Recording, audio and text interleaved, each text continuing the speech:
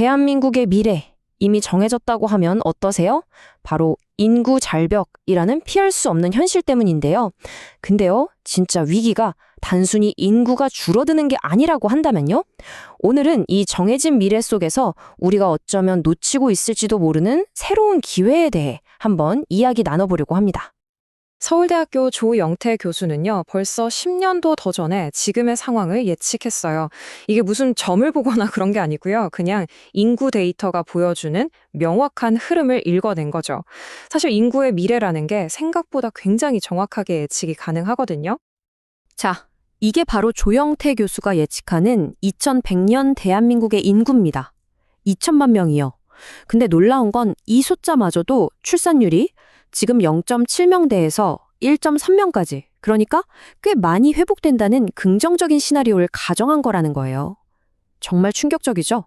하지만 이게 바로 우리가 마주해야 할 현실의 시작점입니다. 그런데 말이죠. 진짜 위기는 인구가 2천만 명이 된다는 그 사실 자체에 있는 게 아니에요. 핵심은 바로 우리 사회 시스템과의 엄청난 부조화, 이겁니다. 지금 보시는 이 화면이 문제의 핵심을 딱 보여주는데요. 우리나라의 교육, 국방, 경제, 이 모든 시스템이요. 1년에 100만 명이 태어나던 시절에 맞추어서 설계됐어요.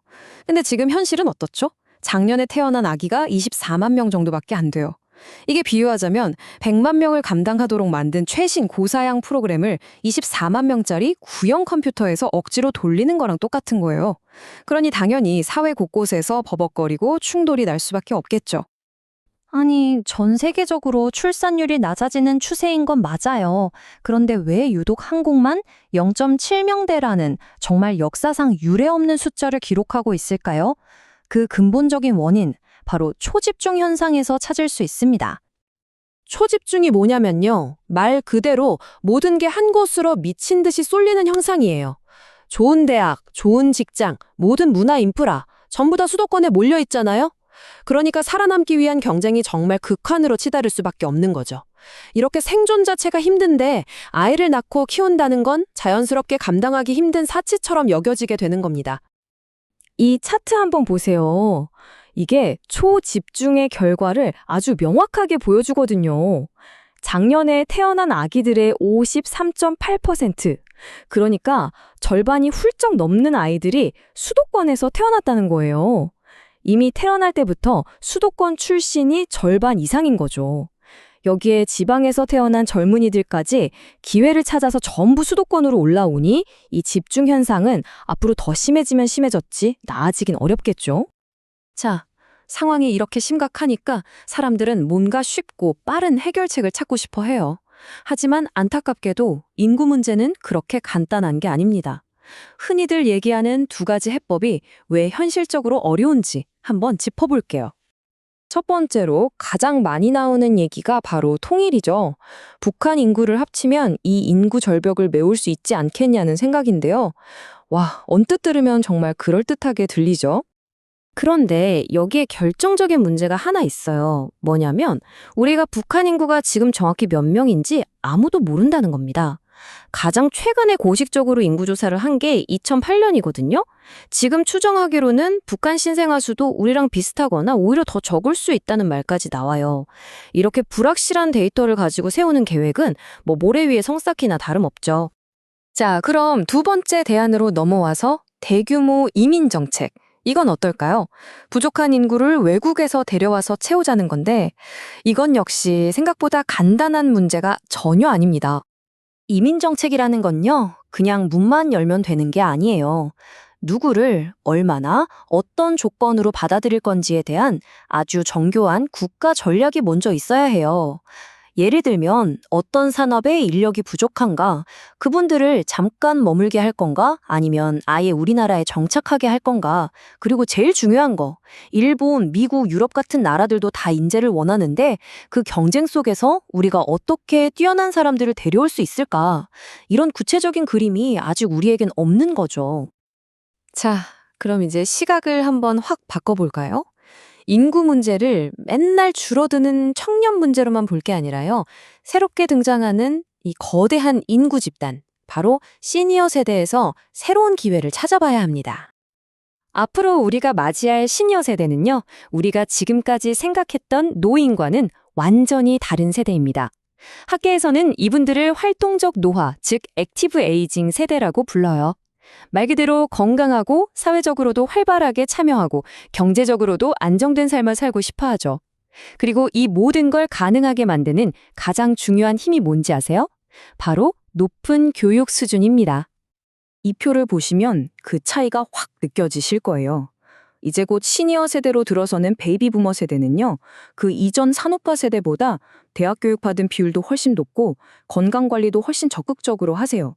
그러다 보니 남성분들 수명이 늘면서 예전처럼 혼자 사는 노인 가구보다는 부부가 함께 사는 가구 비중이 높아졌죠.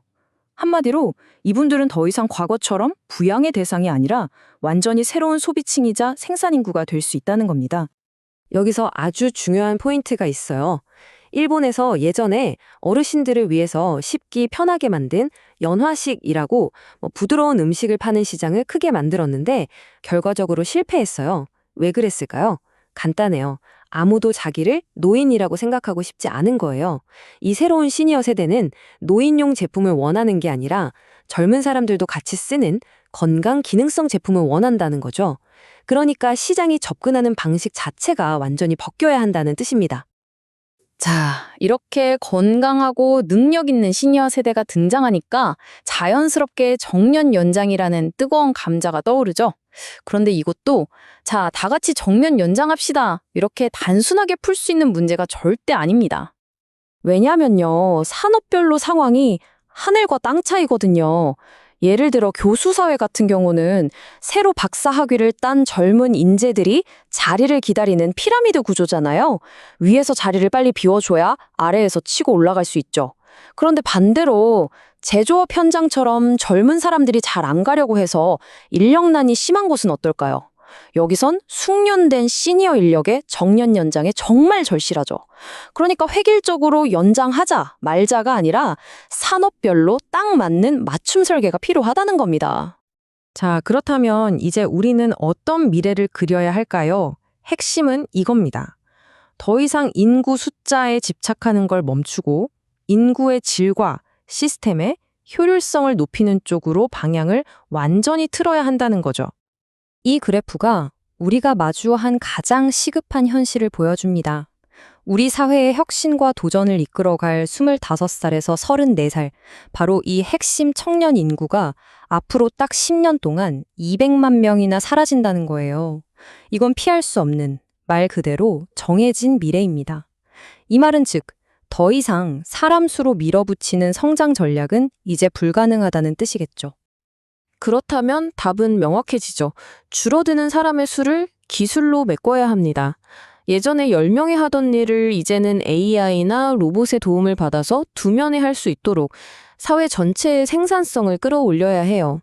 여기서 AI는 우리 일자리를 뺏는 경쟁자가 아니라 부족한 인력을 채워주는 필수적인 파트너가 되는 겁니다. 구체적으로는 이런 식의 생각의 전환이 필요한 거예요.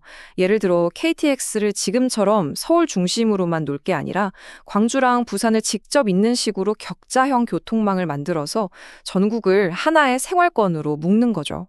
또 정책을 세울 때 서류상 주소인 주민등록 인구만 보지 말고 사람들이 실제로 와서 시간을 쓰고 돈을 쓰는 생활인구 중심으로 바꿔서 지역 경제를 살리는 거예요. 심지어 모두가 골칫거리라고 하는 의대 쏠림 현상.